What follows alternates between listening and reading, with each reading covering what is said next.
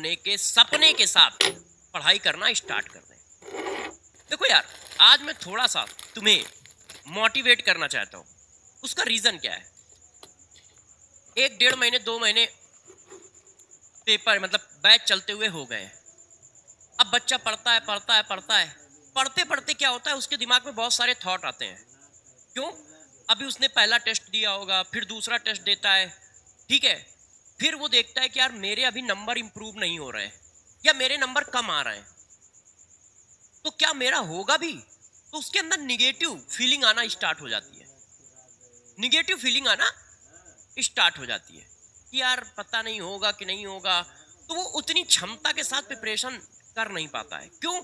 क्योंकि वो negative feeling धीरे धीरे फैलती रहती है उसके पूरे शरीर में, उसके पूरे दिमाग में, और फिर एक दिन इतना बड़ा घर कर लेती है कि वो अपने कॉन्फिडेंस को खो देता है, या फिर जिसको आप डीमोटिवेशन कहते हो, वो डीमोटिवेट हो जाता है।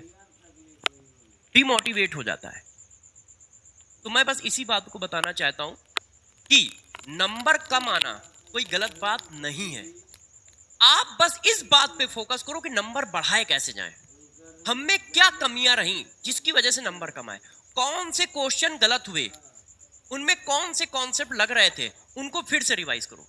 एक ऐसी नोटबुक बना लो, एक ऐसी नोटबुक बना लो या एक ऐसा फोल्डर बना लो, जब आप टेस्ट देते हो या आप टीएसडी देते हो या आप क्यूएसडी देते हो, तो जो क्वेश्चन आपसे नहीं होते हैं पहले राउंड में, उन सबको उसमें डालते जाओ, उन सब क्वेश्चनों को उसमें डालते जाओ। और जैसे टेस्ट दिया, जो क्वेश्चन तुमसे नहीं हुए उनके कॉन्सेप्ट को फिर से रिवाइज करो और उन क्वेश्चनों को फिर से लगाओ और उस स्पेसिफिक फोल्डर में भी डाल दो। जैसे जब तुम्हें उस चैप्टर में कुछ रिवीजन करना हो तो तुम वो चीज रिवाइज करो जो तुम्हें पहले राउंड में नहीं आई थी। ये मान के चलो, जो चीज हम पहले राउंड में कर चुके हैं वो हम दोबारा हमारे सामने आएगी तो 90% प्रोबेबिलिटी है कि कर ही लेंगे। मगर जो मैंने पहले राउंड में ही नहीं किया है तो उसकी प्रोबेबिलिटी 20% है कि हम दूसरे राउंड में कर पाए। तो उसको आपको देखना है, उसको ज्यादा रिवाइज करना है, उसको ज्यादा रिवाइज करना है। तो ये एक फोल्डर बनाओ, उसमें क्या क्या डालोगे? उसमें डालोगे टेस्ट के क्वेश्चन जो तुमसे नहीं हुए, जो तुमसे नहीं हुए। उसमें डालोगे क्यूएसडी जो तुमसे नहीं हुए, उसमें डालोगे टीएसडी जो तुमसे नहीं हुए। अब जब इन क्वेश्चन को दोबारा तिबारा रिवाइज करोगे तो अपने आप इनके कॉन्सेप्ट भी रिवाइज करोगे।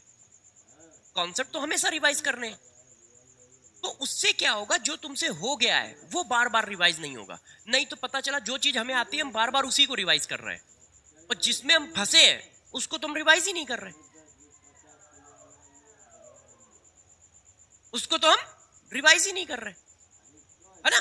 तो मैं नंबर इंप्रूव करना, अपने को इंप्रूव करने का रास्ता बता रहा हूं आपको अभी कि किस तरह से आप अपने को इंप्रूव करोगे। ये 3 चीजें आप स्टोर करते चले जाओ चैप्टर वाइज, चैप्टर वाइज इसको स्टोर करते चले जाओ और इसको रिवाइज सबसे ज्यादा किया करो।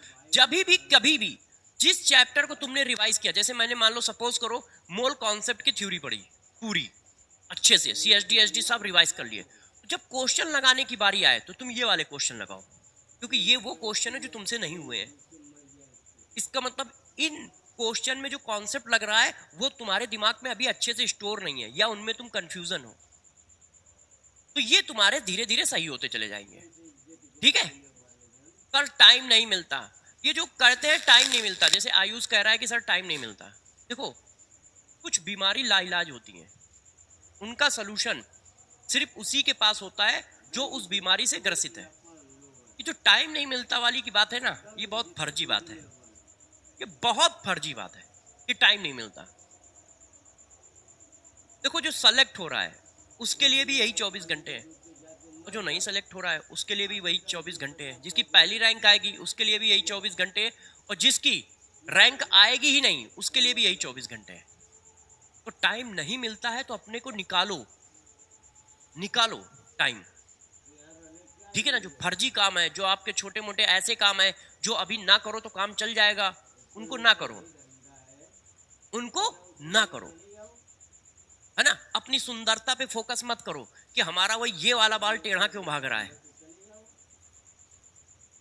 है। इन चीजों पे फोकस मत करो, इन चीजों पे फोकस मत करो, अभी सिर्फ पढ़ाई पे फोकस करो। टाइम निकलेगा और टाइम निकालो और पढ़ो, टाइम निकालो और पढ़ो। देखो, जब तक तुम्हारे अंदर जज्बा है लड़ने का, तब तक तुम हारे नहीं हो, चाहे अकेले ही क्यों ना बचे हो लड़ाई में। लड़ाई बाहर से नहीं हम हारते हैं, लड़ाई अंदर से हारते हैं। क्यों?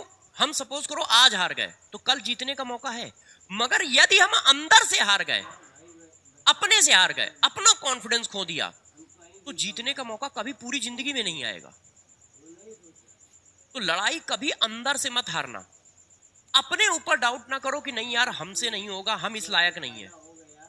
कोई बात नहीं, इस टेस्ट में नंबर नहीं आए, अगले टेस्ट को टारगेट करो, अगले टेस्ट में नहीं आए, अगले टेस्ट को टारगेट करो, अपने प्लान को चेंज करो, बार बार देखो कि हम कहां पे गलती करना है, इंप्रूव करो। मगर लड़ाई हमेशा बाहर से हारो, अंदर से मत हारना, अंदर से मत हारना। मतलब खुद में कॉन्फिडेंस बनाए रखो, और एक दिन ऐसा आएगा कि बाहर से भी तुम जीतने लगोगे, बाहर से भी तुम जीतने लगोगे। तो क्या तैयार हो?